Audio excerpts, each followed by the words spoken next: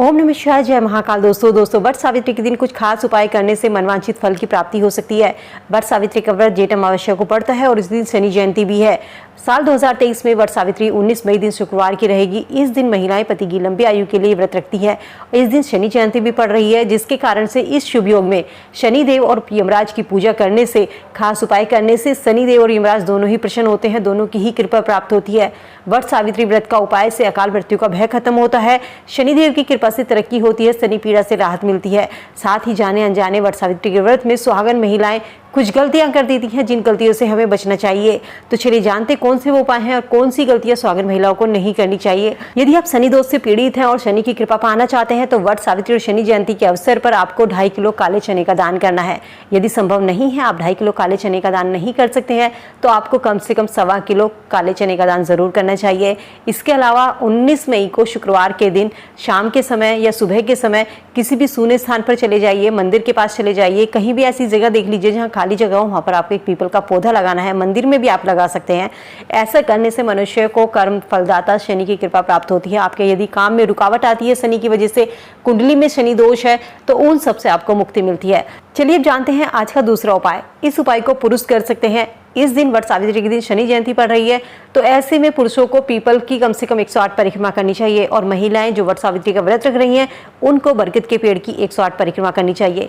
साथ ही कच्चा सूत भी आप लपेटते चलिए और मन ही मन जो आपकी प्रार्थना है उसको कहते चलिए। उसको अपने मन ही मन शनिदेव से, पुरुष हैं शनिदेव से कह सकते हैं, महिलाएं हैं वट वृक्ष से अपनी कामना कर सकते हैं। ऐसा करने से सौभाग्य में वृद्धि होती है। धार्मिक ग्रंथों के अनुसार वट सावित्री के दिन शुक्रवार को महिलाओं को वट वृक्ष की जड़ में दूध अर्पित करना है और आशीर्वाद के रूप में वट वृक्ष के पत्ते पर अपना सर लगाना है या उसके तने पर सर लगाकर आपकी जो भी मन्नत है उसको वट वृक्ष से कह सकते हैं, बरगद के वृक्ष से कह सकते हैं। ऐसा करने से आपके पति की दीर्घायु होती है, सौभाग्य में वृद्धि होती है, अखंड सौभाग्य का वरदान मिलता है। धन समृद्धि के लिए इस उपाय को कर सकते हैं। धन समृद्धि के लिए वट सावित्री के दिन यदि कोई भूखा व्यक्ति है, गरीब व्यक्ति है, तो उसको भोजन जरूर कराइए। उसे बेल वृक्ष के नीचे बैठाकर आपको भोजन कराना है, साथ ही खीर का भोजन आपको कराना है। शिव पुराण में इस उपाय से धन समृद्धि और दीर्घायु की प्राप्ति होती है। शिव पुराण कहता है यदि किसी गरीब व्यक्ति को आप बेल वृक्ष के नीचे खीर का भोजन कराते हैं या कुछ भी भोजन कराते हैं तो ऐसा करने से आपको कभी भी धन की कमी नहीं होगी। शनि दोष से मुक्ति पाना चाहते हैं तो वट सावित्री के दिन महामृत्युंजय का 1.25 लाख जाप कराइए या हवन आप करा सकते हैं। ऐसा करने से व्यक्ति को शनि दोष से मुक्ति मिलती है, एक व्यक्ति की लंबी आयु होती है। वट सावित्री के दिन महिलाओं को कुछ गलतियां करने से बचनी चाहिए। वट सावित्री के दिन महिलाओं को सफेद, काले या नीले रंग के कपड़े नहीं पहनने चाहिए, क्योंकि ये रंग जो होते हैं शुभ कार्यों में नहीं पहने जाते, ये नकारात्मकता के प्रतीक होते हैं। तो कोशिश कीजिए इस दिन इन रंगों से आप दूरी बनाकर रखें। पहली बार व्रत रख रहे हैं तो ससुराल में नहीं रखना चाहिए, मायके में रखना चाहिए और कोशिश कीजिए सुहाग का जो सामान है वो भी मायके का ही होना चाहिए। वट सावित्री के दिन वट वृक्ष में सूत बांधा जाता है, तो इस दिन आपको कम से कम 7 परिक्रमा जरूर करनी चाहिए। साथ ही ध्यान रखें जब आप परिक्रमा करते हैं तो किसी दूसरे को पैर नहीं लगना चाहिए, वरना आपका व्रत खंडित हो सकता है।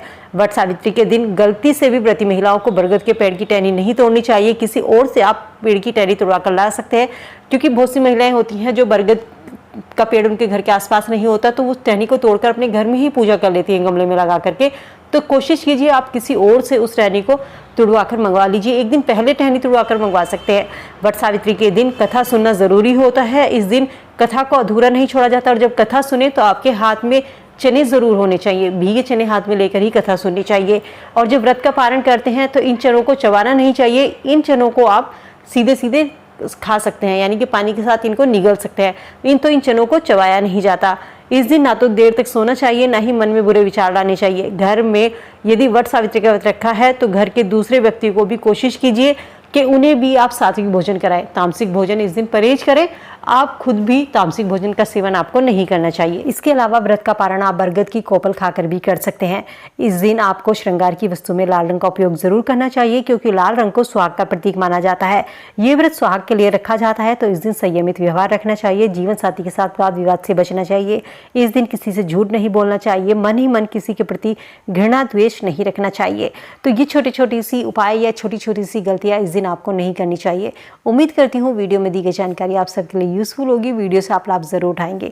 वीडियो अगर पसंद आई तो फ्रेंड फैमिली के साथ में लाइक शेयर कीजिए। चैनल पे पहली बार आवाज सुन रहे सब्सक्राइब करके बेल आइकन जरूर प्रेस कर ले, ताकि ऐसी और वीडियो समय से मिल सके। तो चलिए मिलते हैं नई वीडियो में नई जानकारी के साथ। तब तक स्वस्थ रहिए, खुश रहिए।